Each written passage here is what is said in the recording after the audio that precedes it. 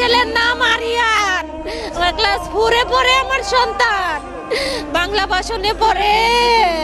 আমার ছেলে সারা শোল পড়ে গেছে, মাথার চুল দিয়েও পড়ে গেছে। আমরা শুনছি যে স্কুলে আগুন ধরতে পারে আমার জালের ছেলে উজাইয়া হসপিটালে নিয়েছে, সাথে লুকা ছিল, ওরা সবাই নিয়েছে। আমিও হসপিটালে যাইয়া দেখছি ওরে যে পানি ডালতেছে খালি, পুরা শরীর পুড়ে গেছে, প্যান্ট সহকারে পুড়ে শরীরের সাথে লাগে গেছে। আমার কলিজা আমি এত কষ্ট করে ফেলছি, আমার কলিজাত কেড়ে আল্লাহ এত বড় ছেল দিল, আমার কলিজাত কেড়ে আল্লাহ এত বড় ছেল দিল। এই মাসুম রে কি আল্লাহ রহমত করতে পারলো না?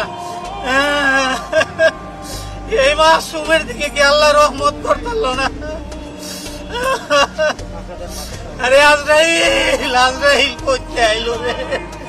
ছুটি হবে একটু পর সবাই ছিল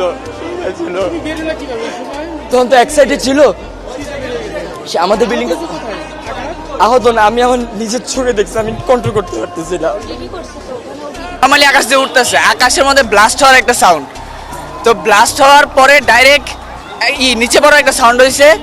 তখন ক্লাসরুম থেকে বাইরে তাকিয়ে দেখি কি যে প্রাইমারি সেকশনের একটা সেকশনের মধ্যে ঢুকে গেছে, পুরো প্লেনটা ঢুকে ভিতরে আগুন জ্বলতেছে।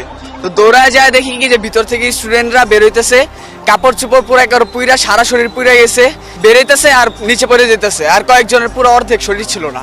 আর লাস্ট তো আইডেন্টিফাই করার কোনো চিহ্নই নাই, চেহারাই নাই এখন। আমি বলছি আপনি কি দেখেছেন?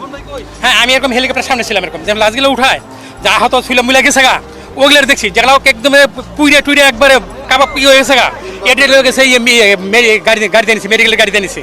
আর যেটি আহত সোলামলা অবস্থা আছে এটি নিয়ে গেছি দিয়া হেলিকপ্টার দিয়া।